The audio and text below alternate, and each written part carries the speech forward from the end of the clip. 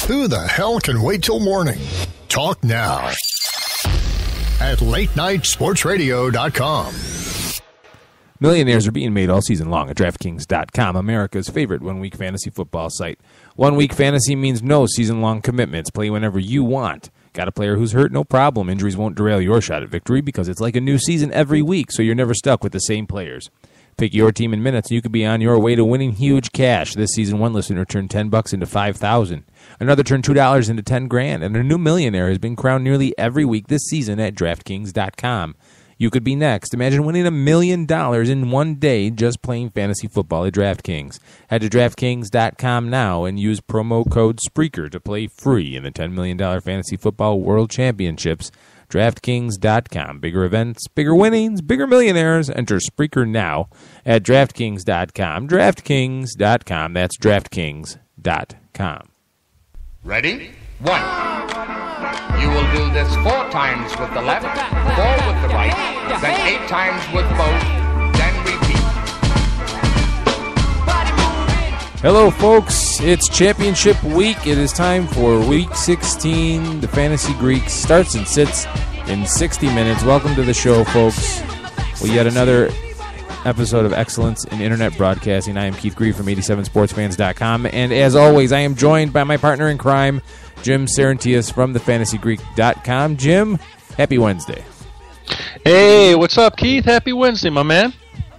It was a happy Wednesday when I woke up this morning because I like, and we talked last night before at the 87 Sports Fan Show, we're in championships.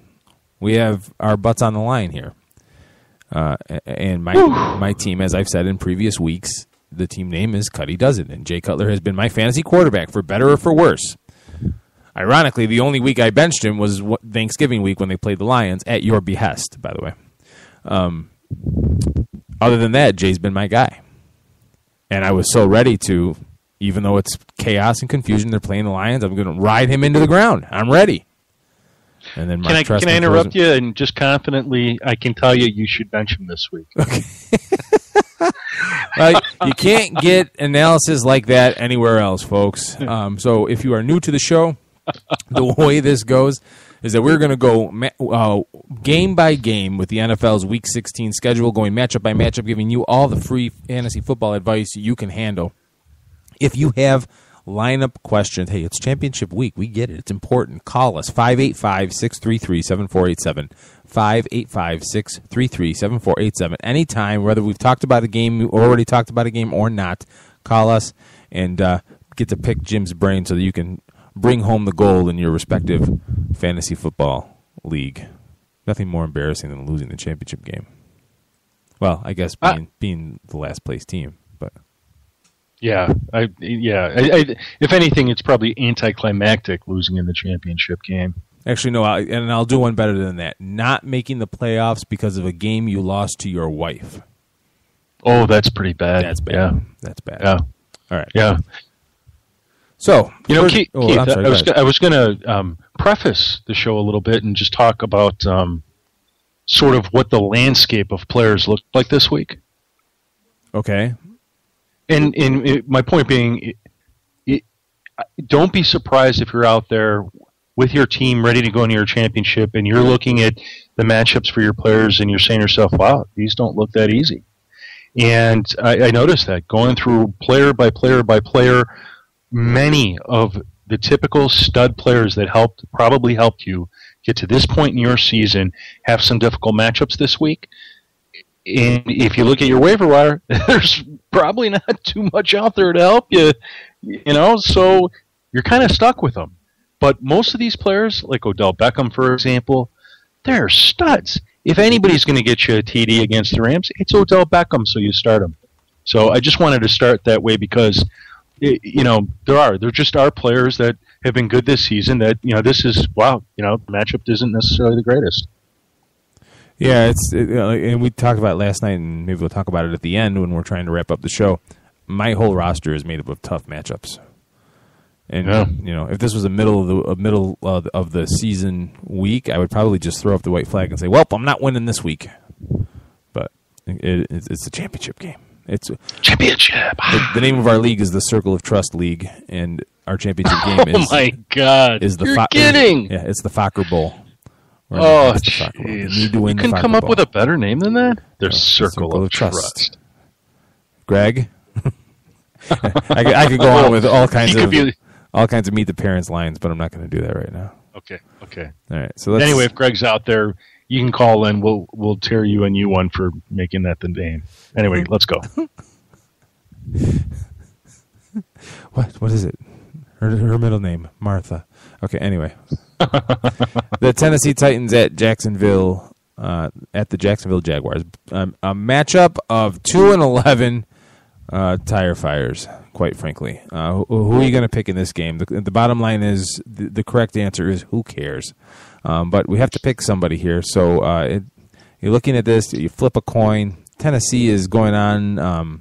Jake Locker's hurt. Zach Mettenberger's out. They don't have an identity on either side of the ball. And I think that aspect of the Titans has kind of flown under the radar a little bit. But only Ken Wisenhunt knows what's going on, and sometimes I just have questions about that. The Jaguars have played tough ball. They haven't won a lot of games. I'm one of those that believes they are better than their record and their stats will tell you. I'm just going to pick Jacksonville at home because I have to, I think. Well, that's an interesting analysis. Look, the Jaguars, I like them too, Keith. I mean, I think their defense has been pretty good so far this season. Hasn't been consistent. They're still giving up a bunch of points, but so be it. I think they're slightly better against scoring, and the Jags should get their running game going in this game. But from a fantasy perspective, this is a desert of fantasy football talent. I mean, I got two players to talk about, and I can make it quick. The first one's Nate Washington. I don't care who the quarterback is for the Titans. He's got to throw the football to somebody. He makes for a wide receiver three play, but he's not a must play. You don't have to play him. Just because I'm telling you he makes for a wide receiver three, don't sit there and go, oh, I had to play Nate Washington. No, you shouldn't unless you absolutely have nobody else to play. And then for the Jaguars, Toby Gerhart might actually have a decent game. I mean, this is a Titans team giving up about 140 yards rushing per game and 1 TD per game. Somebody's going to get it going. But do you have to play Toby Gerhart? Heck no. In fact, avoid him. Just don't run out there and pick him up off waivers and say, oh, he's got one of the best matchups this week. Just forget it. Move on. Jaguars win. The San Diego Chargers travel to the San Francisco 49ers, another team mired in a world of misery, the San Francisco 49ers. The 7-6 49ers, the now playoff eliminated 49ers, 2 years removed from going to the Super Bowl and 1 year removed from missing the Super Bowl by one game. They find themselves with some big questions and all kinds of crazy rumors and stories about Jim Harbaugh going here and there and whatnot. The Chargers are 8-5, and they are a team that has fluctuated greatly since their bye week. The last time these two teams met was in 2010. It's not really relevant. The Chargers won 34-7 in San Diego. When the Patriots are on, they play pretty good, and when the Niners can play defense, they can. I just don't believe that they are really up to the task on this one.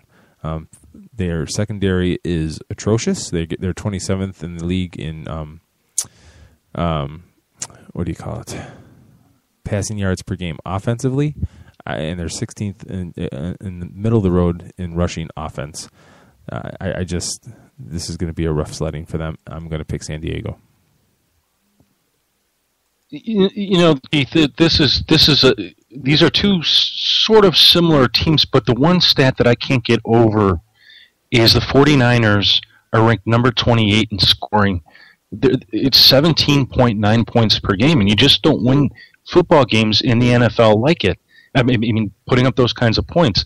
They're almost equally matched, but because of the scoring issues and the fact that it looks like, as of right now at least, both Frank Gore and Carlos Hyde are going to miss this game. They're going to fall back on their third-string running back, Alphonso Smith, and that's going to be their running game. And that doesn't make me feel very giddy and confident for the 49ers, even at home against the San Diego Chargers team that'll be missing their best wide receiver in Keenan Allen. But I got to still stick with Phillip Rivers. I mean, he's a tough play this week. for those of you who have him, and I have him on a couple of my teams, it's either you don't have a better option. I mean, if you do, go ahead and play that better option. Go to thefantasygreek.com as the show's going. Right there on the homepage, you'll see our player ranks. Get it open as we're going through the show. You can see where we've got all the players and how we're talking about them today. And you'll see who's ranked higher than Phillip Rivers. If you don't have those players, you start Phillip Rivers because they're not going to have much of a running game with Ryan Matthews likely to miss again, which means Phillip Rivers is going to be out there chucking the football as often as he can. And what you're looking for is 200 to 250 yards passing and 1 to 2 passing TDs. In fact, he's a legit shot at 2 passing TDs because of the fact that they're not running the football. Malcolm Floyd makes for a decent wide receiver 3 play this week because of the missing Keenan Allen, but he's not a must-play. He's, again, a player that you can look at as a wide receiver 3, but you don't have to play him if, let's say, you have Deshaun Jackson. You play Deshaun Jackson instead. Brandon Oliver, same thing. He's not a must-play. He's more of a flex play. I do like the Chargers' defense this week. There's been some struggles on the 49ers side, and in fact, Colin Kaepernick has been sacked a few times, so I see the Chargers as a low-end DST1. I have them number 10 this week. Hopefully you have them about the same, and you have them on your roster, and you can play them. Colin Kaepernick, he's a borderline play this week just because of the numbers. He's there with a few other different quarterbacks you could pick from sort of in that same area like Joe Flacco, Ben Roethlisberger. As I mentioned, Frank Gore, Carlos Hyde, it doesn't sound like they're going to play. I wouldn't go with Alphonso Smith. I don't care how many touches he gets. This is not a week to get cute unless you desperately need a second running back, and you have absolutely nobody. Absolutely nobody. Anquan Bolden, he's a wide receiver 3 this week, but again, he's not a must-play. Chargers on the road. The Philadelphia Eagles travel to the Washington Redskins. The Redskins who are, what can I say? Colt McCoy is questionable with a neck injury, and that would leave you with Robert Griffin III. Yeah, it's that bad. The Eagles who lost to the Seahawks last week, 24-14. Yeah, I know that Mark Sanchez is still their quarterback, and the Seahawks are playing really good defense. But to me, that game should have been a bigger blowout for the Seahawks. So it actually, I think, is a feather in the Eagles' cap. But they're playing the Redskins on the road. The Redskins are a mess. They got shut out by the Rams last week. The Eagles' defense is their letdown this year. 26th ranked passing defense, 18th ranked rushing defense. I don't think the Redskins have the capability to take advantage of that, even though on the road. I'm picking the Eagles. This is a must-win game for them if they ever want any hopes of trying to they got to win this week and they got to win next week because they're trailing the Cowboys by 1. They need some help from Dallas. This is a game they will be amped up for, and they're going to win this one on the road. Eagles should win this game handily. They're taking on a Redskins team that is second in most TDs allowed in the league. And in the passing game, the Redskins are giving up about 240 yards passing, as well as slightly better than 2 TDs per game. Mark Sanchez makes for a QB1 start this week. I have him up at number 8. You should have him up that high, too. You then have to look at Jeremy Maclin as a good play this week. Jordan Matthews is a wide receiver 3 option, but not a must-play. Zach Ertz makes for a TE1 this week. You can get him on Fantasy Gridirons. A tough aspect of this game is going to be LaShawn McCoy and Darren Sproles. They're not as the Redskins aren't as friendly to the running back positions. I think when you evaluate both of them, LaShawn McCoy, even if you don't consider him RB1 this week, he's an RB2. You have to give it a shot, especially if he gets a goal line look. And Darren Sproles is no better than a flex. If you've survived this long with Sproles on your roster, you know how to use him, and you probably have 2 other running backs you can rely on besides him. The Eagles' defense, a must start against a team that is just having all types of problems at quarterback. What's interesting is back in week 3, when these two teams played, the Eagles won, but they won 37-34. There was a boatload of fantasy points involved in this game. I don't know that that'll happen again. And even though RG3 has a tremendously good matchup against a very poor Eagles pass defense, I think you have to stay clear of him. You shouldn't be picking him up and plugging him in for one of your guys that got you to where you are. In fact, he's probably on your waiver wire.